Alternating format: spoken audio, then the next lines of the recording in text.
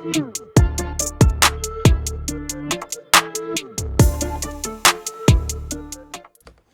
the first thing I really want to do here is sort of get ready to play back some samples. Let's go here. Actually, I'm going to go to a new project, and I'll press Don't Save This.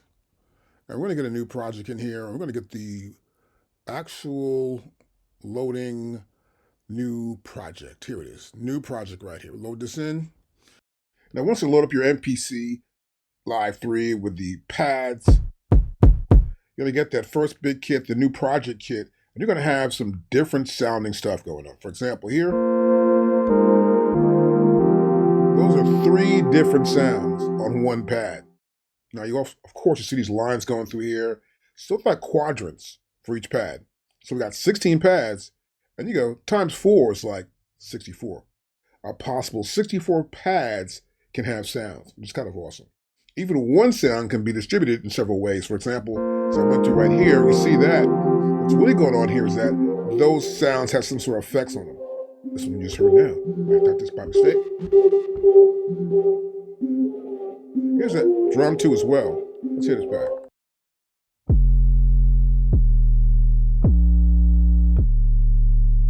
So 4 different tunings of one sound.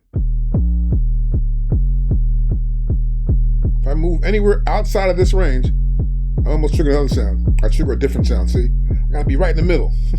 Kind of funky. So, I can also do more than just that. I hold this pad down once, it continually plays back this function of 16th notes. This one too, in a different way. Here, just one. This one, that's a roll down. 4 different functions for one sound. That one sound.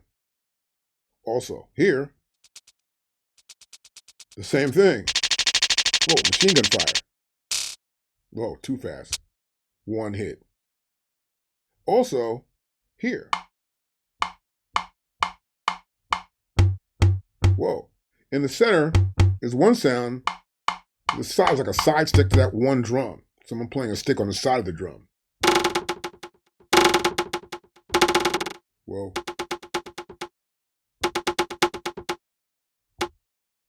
Just one sound. So there's something going on here in the background in the programming. And let's look at that. So what we have here, of course, let me go back out of here, is the sound. I'll pick a sound. Let's go back to this one right here. That 808 drum. I'm going to tap here.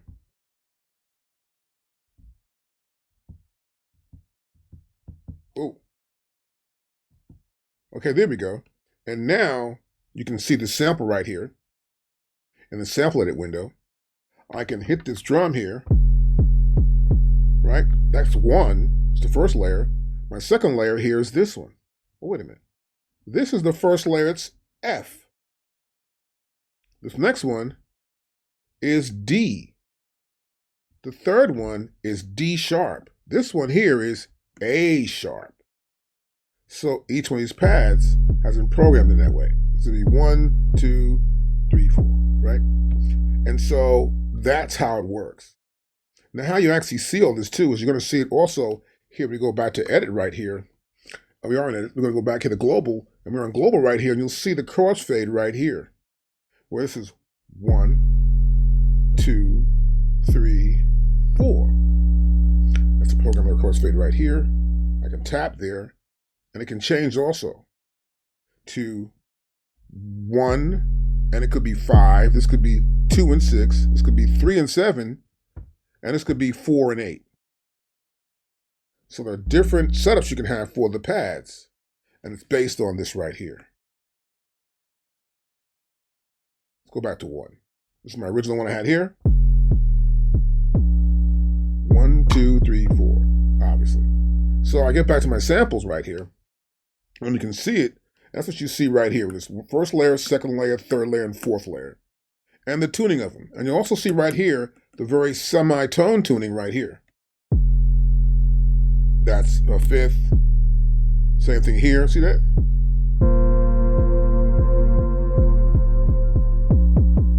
Now I go back up here to the top. That's G. Second here.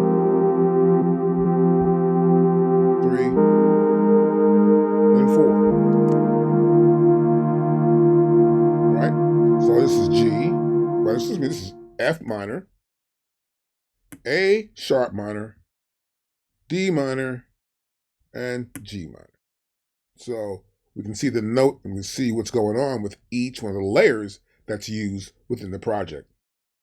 And so using sample for that. I can go back to here again, hit sample again here, right? And go to effects. Now here in effects, we can see we can add effects to any particular sample. I can come to here. The effect here is the granulator, and it's right here. Let's turn this off. Okay, good. We see what's going on here. We have a parametric EQ as well.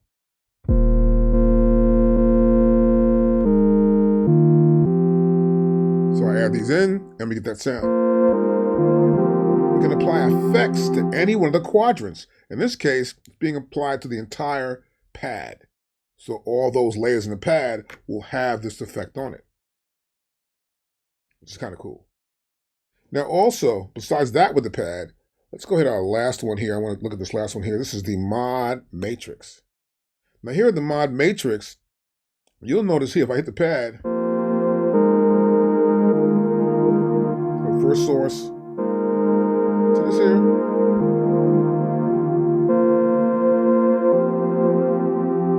Okay, we have an X and Y axis. This is Y.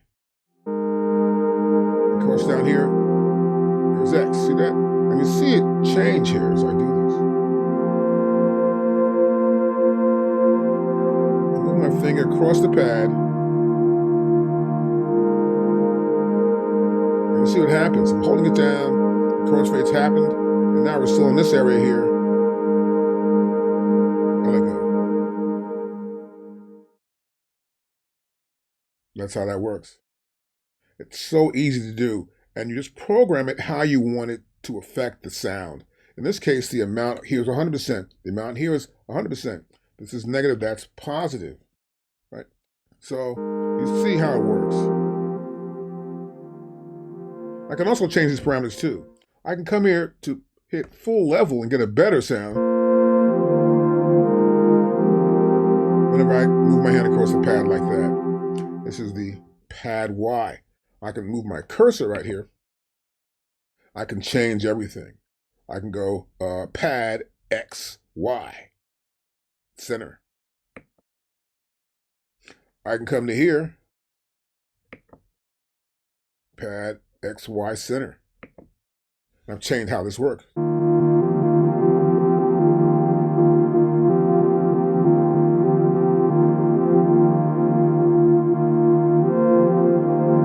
that? So from the center, I get to change the sound. And several sounds I have appearing.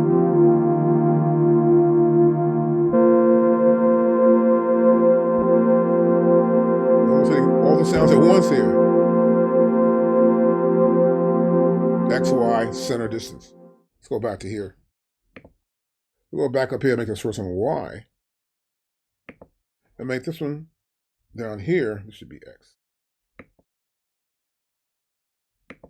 And we're back where we were.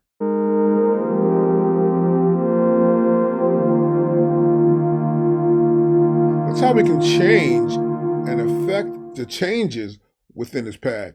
That's just though for the source. There's a target here, which is the layer. Of course, I come to layer, I change my layer here. Let's look at this whole thing here. We have the layer crossfade Y, crossfade X, sample start, the pitch, the pan, the level. And those parameters you can change right here. Also, we have layers as well right in here. That's from the global. So I go back to here again.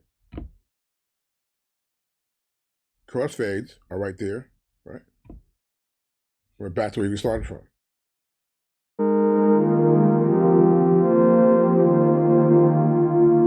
But you can change these and change the parameters for them. You should experiment and find out what works best for you. But it's pretty simple once you understand how these targets work along with the source. Of course, the amount is right here. Now we can look at other stuff too. For example, we have a drum here, which is the same thing, right?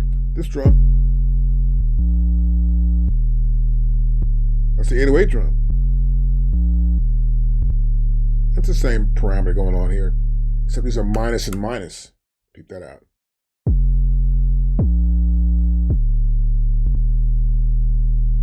Right, and it goes back down in the minus area. That's for the crossfade. We have a drum here. Notice here, this drum, you don't realize it rises, but there's tuning here. You don't realize that at all.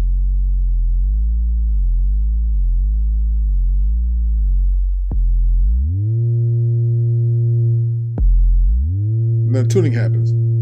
I'm going from here, the Y across here, the target is to get the tuning. Is the plus of the tuning. I can come to here too. See, I'll change the tuning just while it's on.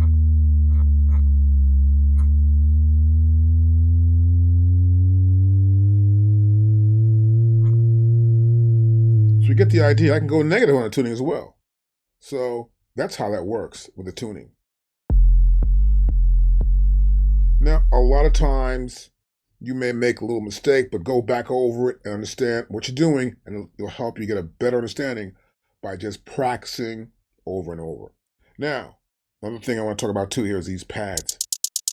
This pad here's panning on this. That reminds us it has panning. I was like, oh, it's panning on that. I don't realize I have my headset on. This is actually panning.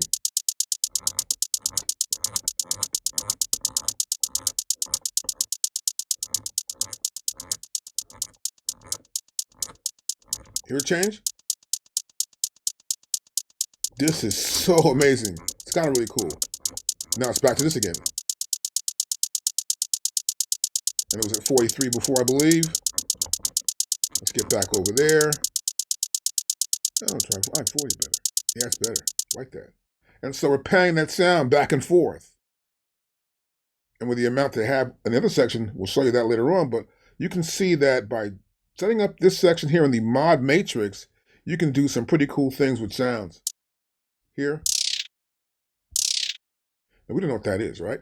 Now let's find out what that is. Of course, you already know what these sounds do. There's little tricks here. These are drum sounds, and what's happening here, there are rudiments that drummers actually play, and they're already in the machine. So what happens is that when you pick a rudiment, it'll play like a drum roll's rudiment or a tap like that, drum and bugle core stuff. What drummers actually do, it's in here. And so let's go there, actually. Let's go here to effects right here. Yep, we got effects right here. Here we go. And I can hit this again. There it is again, right? We have dynamics. I have speed here. Increase the speed of that. These are articulations right there. MPCe articulations. Okay? I've got that set up for that right there. And in fact, this one layer here, that's layer number 2. That's layer number 3. Layer number 4. Layer number 2.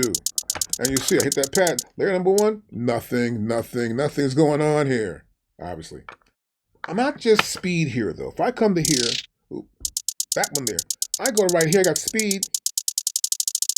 Not just there, though. I go to here. 2 times. 1 time, half time. Whoa, programming in here is so cool. You can do so many different things. I can come in and add some other bass type of sounds here. I can go to ring mode on the sound. I can get this bit crush. Come to like this, go to here. There are so many things you can actually do with one sound that it's just a lot. And of course, with 60 buttons, you can't go wrong here. But the real truth is that it's pretty funky to use. And once you realize what you're doing, you can set up some pretty cool parameters for each pad. Of course, here, this is based on dynamics. I'll take dynamics here. I'll turn here, more dynamics. I'm affecting the dynamics here. It's kind of cool. I go to here, I have stereo. And stereo's here.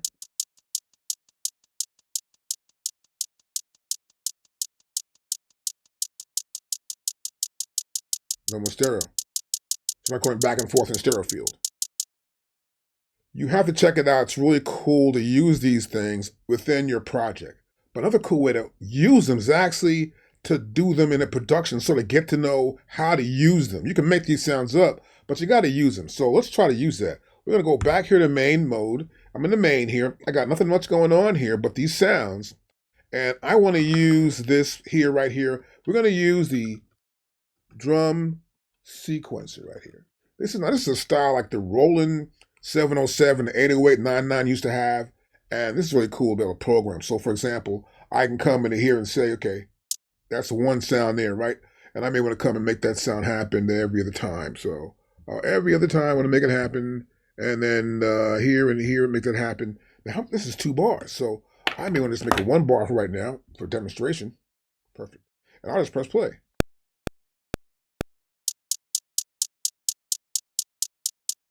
Do this.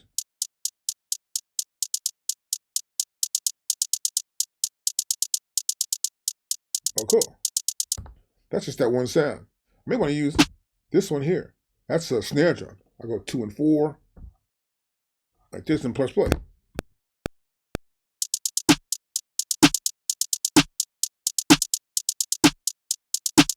So we're able to take these sounds, but we need to do more than that. We need to take these drum sounds. And see, once I hit that, it gives me a whole new, it's cleaned out. We're ready for our next part. Of course, to set this up, you want to press step, and you're going to press this first button right here for drum sequence. Got that? Okay. Now, I want to try something with one of these sounds. I'm going to put that sound right here. And I'll press play.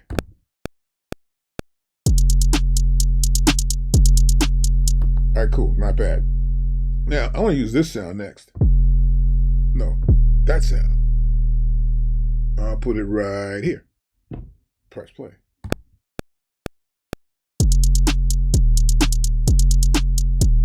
Okay.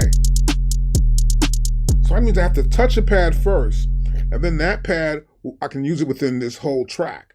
This is all that one drum, the first drum, which is right here, the second drum, which is right there.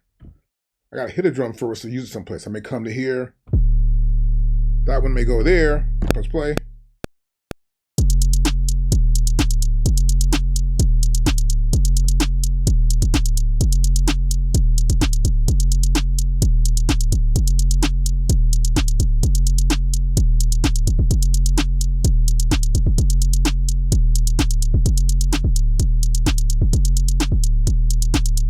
Okay, obviously it's pretty cool. Same thing will work here with hit this point too. Right here, I want to go. It's empty again. I may want to say I want to hear this sound here, and I want to hear this one.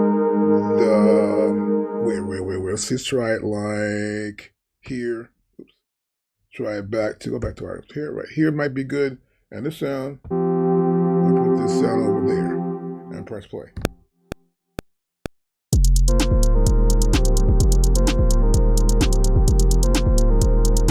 So I'm just playing around with it, but you get the idea. By hitting that one pad of the sound I want to hit within these quadrants here on the one pad, I can place it within the grid. And I can use the layers of those sounds here in the drum sequencer.